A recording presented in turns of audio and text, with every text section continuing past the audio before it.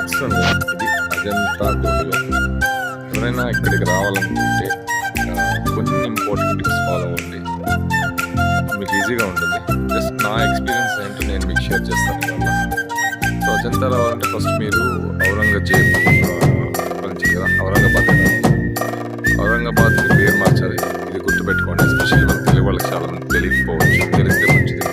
So ఔరంగాబాద్ని Chhatrapati Sambhaji Nagar అని పిలుస్తారు.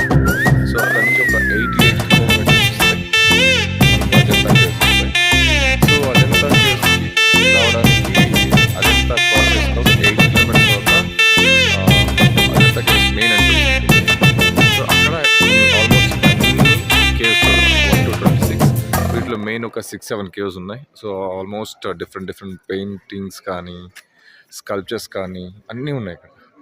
మనం మెయిన్ తెలుసుకోవాల్సింది ఏంటంటే పిల్లలతో వచ్చేవాళ్ళు కొంచెం కేర్ఫుల్గా వాటర్ బాటిల్స్ ఖచ్చితంగా మస్ట్ అండి. మీకు ఎక్కడ మళ్ళీ వాటర్ బాటిల్స్ ఏం దొరకవు.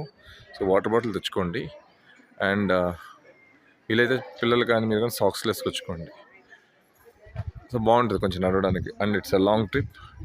ఎవరైనా అజంతా కేవ్స్ చూడాలనుకుంటే మినిమం 1 డే ప్లాన్ చేసుకోండి. ఏదో 2 hours చూసేద్దాం అనుకుంటే అంత ఈజీ అయితే కాదు. ఏదో జస్ట్ ఓవర్ అయిపోతుంది. సో 1 full డే మార్నింగ్ ఒక 9 o'clock అట్లా ఓపెన్ చేస్తారు. ఇక్కడ బస్సులో రావాలి. అక్కడి నుంచి మీరు నడిచి రావాల్సి ఉంటుంది. సో చూసుకోండి.